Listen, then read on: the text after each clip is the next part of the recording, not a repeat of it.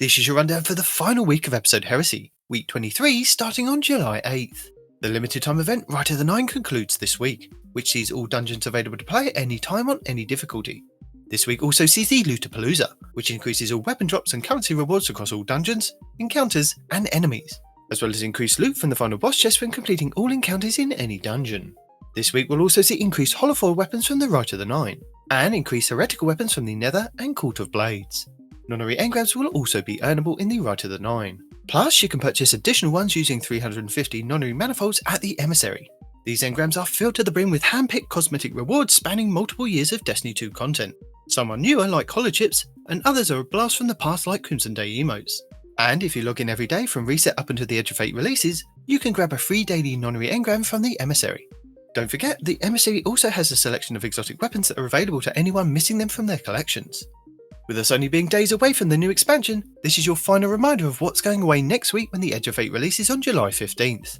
Starting with the 10th Anniversary Seal and Title, Moments of Triumph 2024 Seal and Title, Act 3 of Heresy's Unknown Antechamber Chess Puzzle and Rewards, Act 2's activity the Court of Blades, Act 1's activity the Nether with its 3 modes, Exploration, Advanced and Expert.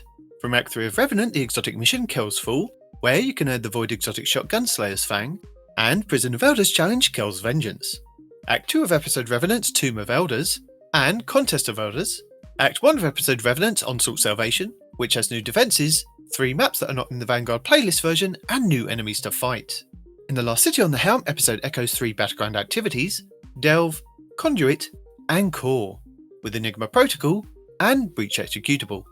Episode echoes Exotic Mission Encore, where you can earn the Void Exotic Auto Rifle Choir of One, and the Grandmaster Nightfall node, which gives Guardians the opportunity to complete their Conquest Seal for this episode, some of which are now not available. Warden of Nothing on the Dreaming City, Sunless Cell on the Dreadnought, Insight Terminus on Nessus, Psyops Battlegrounds Moon, Lake of Shadows on the EDZ, Scarlet Keep on the Moon, Hypernet Current on Europa, Heist Battlegrounds Mars, and the Psyops Battlegrounds Cosmodrome. You also have one more week to finalise your prep for the Edge of Fate. This includes holding completed vendor bounties that can carry over to the next expansion for XP and artifact progression. Also, don't forget to collect all of your episode Heresy pass items. Any items left over from episode Revenants pass on Bungie.net, plus your reward check items and engrams from Failsafe for episode Echoes, Ido for episode Revenant, and both shaping slabs for episode Heresy. Also, Banshee 44 Gunsmith, Shax, Crucible, Zavala, Vanguard, Drifter, Gambit, Saint 14, Trials, Rahul, Cryptarch, Hawthorne, Clan, and Xur at the weekend before the end of the episode, as they will reset and you will lose all items when the new expansion begins. And if you haven't collected your free curated weapons from episode Revenant at the Gunsmith, now would be a good time to collect those. The Vanguard Onslaught featured map this week will be Midtown, with the Field Razor Tormentor kicking off the boss rotation. The Expert Battlegrounds will start this week's rotation with Delve. The Dreaming City this week is at a strong curse level, which means Petrovenge can be found in Ria Silvia and has the Dark Monastery mission for the next week. The Blindwell features Taken Enemies and the Plague Mina. The Ascendant challenge will be the Keep of Honed Edges over in the Harbinger Seclude. On the Moon, the weekly story mission is in the Deep. The Trove Guardian is located in the Hellmouth, while the Wandering Nightmare is the Nightmare of Hawkis in the Anchor of Light. Nightmare hunts Skolas, Pride, Fanatic, Insanity, and Omnigul Anguish. The Altars of Sorrow will start this week's rotation with the Nightmare of Fogoth and the Blasphemer Shotgun. On Europa this week, Praxisi Technocrat will be the Empire Hunt, Cadmus Ridge will be the Eclipse Zone, and the Exo Challenge will be Safeguard. Dares of Eternity Expert difficulty rounds are Hive, Vex, and Valister Arc. The Scatterhorn armor set and the Pathfinder armor set will be available in Dares of Eternity with Weapon Set 4. Fractithis, Pricey Milo, Volpicula, Wolftone Draw, Iotona Draconis, Canis Major, Contingency Plan, Legal Action 2, Outrageous Fortune, Steel Syllabus C14, and Spoiler Alert. The Witch Queen Weekly Story mission is the Communion, Altar of Reflections Catalyst, and Altar of Reflections Insight. The Wellspring activity will start the week on attack, with the Arc Auto Rifle Come to Pass and Goldmag Hive Ogre as the boss.